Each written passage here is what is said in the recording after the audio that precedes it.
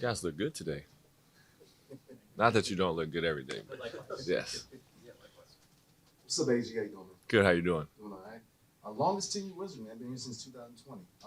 How rewarding has it been to come see the transition, going from one front office to the next, and how's exciting has it been to kind of watch this young team grow and really progress? It's been a lot of fun. There's been a lot of change every single year that I've been here, and every year there's a lot of learning experiences. Every year we have great people come through this organization, and to be able to be here for the last 5 years and to watch where we were and to where we are now. We had more wins when I first came in, but right now I feel like we're in a way better situation for the future moving forward, and I'm really excited about what's to come.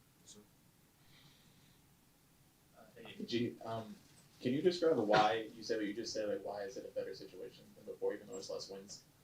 We actually just talked about this. We had a kind of exit team meeting before we came in here today, and one of the things that everybody talked about in that meeting was our care factor.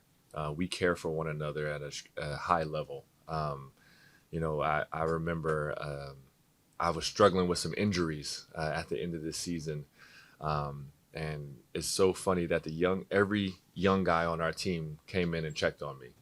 They were either texting me, seeing how I was, or in the facility, making sure I was okay.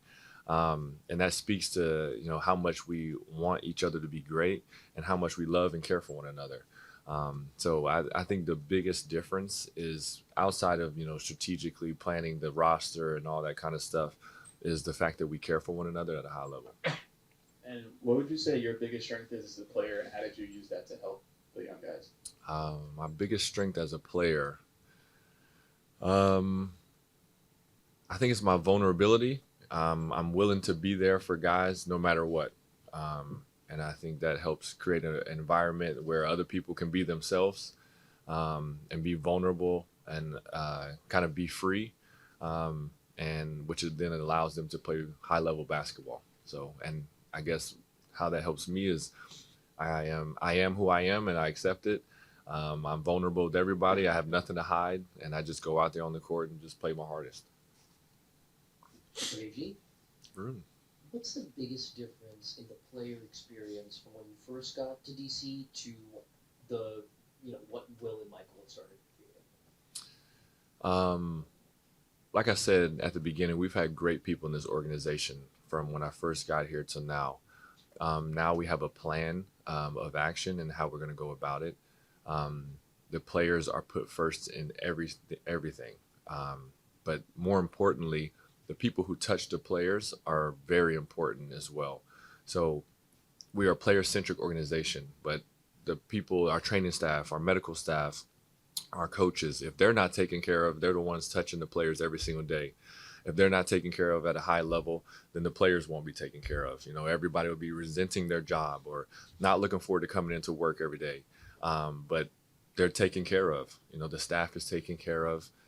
So then it makes it easier for them to then love on the players. The role that you kind of carved out for yourself here as being kind of team leader, and the importance of that, right? Like how that affects not only the new players that come in from other teams, but new players that come to the league. Who was that person or persons for you that kind of instilled in you the importance of production aside, you need to be someone who can be a leader and mentor for other players? Yeah, it's funny you say the leader. I don't view myself as that at all. I view myself as a person of high character, and every single day I want to come in and be consistent as I can. And the people who have spoken into my life have freed me up to be that type of person, which some people I guess would see as a leader or whatever you might want to call it. But the people who allowed me to be the person I am today, obviously, are my parents. I had a fortunate enough to play for great college coaches who have spoken life into me from when I was 18 on. And then even my high school coaches, I went to a wonderful school at Charlotte Christian School. Shout out to one of our best players ever come out of the school, Steph Curry. Shout out to Charlotte Christian. those people spoke life into me, which then now it allows me to speak life into other people. Yeah, so I've had great people, been blessed enough to have great people in my life. Anthony, how would you describe Keshan George, both off the court and on it? Keshan George is extremely professional. He's always seeking knowledge and questioning things. So if I tell him, cut back door on this, he's going to ask me why and look me right in my eyes and ask me why.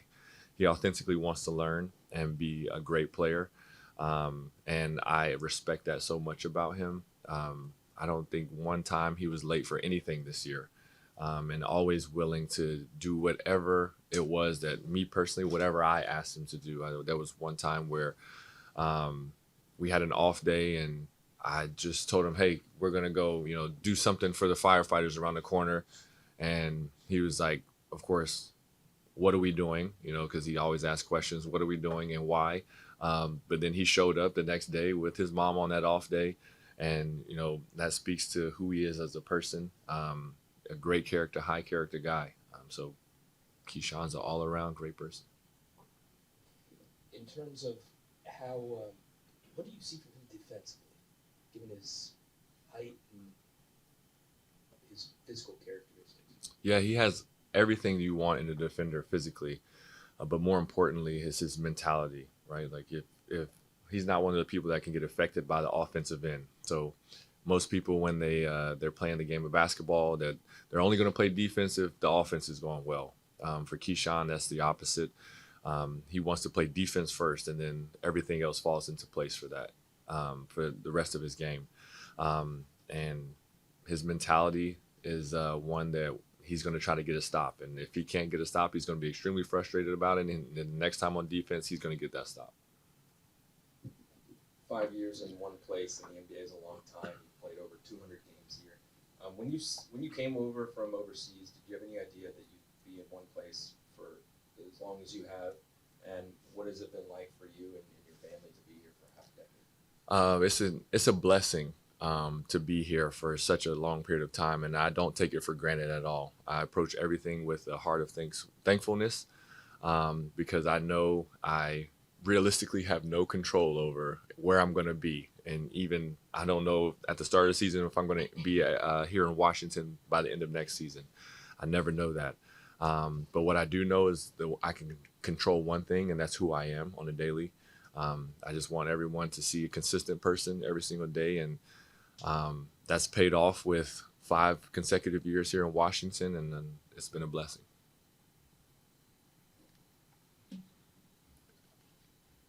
Mr. Gill? Ms. McPeak.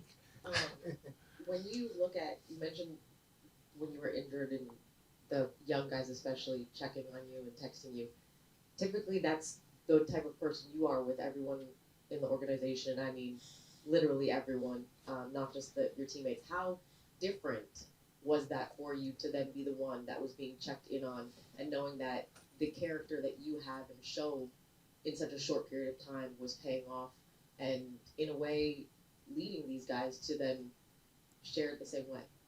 It was a great feeling to know that those young guys were checking in on me, and not because like I needed, to be lifted up or whatever it was. It was more so the fact that I knew we had great guys in this organization. I knew that the future of this organization and all the fans here in Washington and all over the world who are all the people all over the world who are fans of this team, that the players that they have in this organization are high-level players, but also high-level people as well. So that was the most rewarding part, knowing that the future of this organization is in great hands. How do you describe? Yes. How do you describe Bub to people who don't know him? How do I describe Bub to people who don't know him? If you look at Bub, just from an outsider's perspective, if you're just watching the game, you tune into a Wizards game for the first time, you probably see a fiery young man who loves the game and has passion.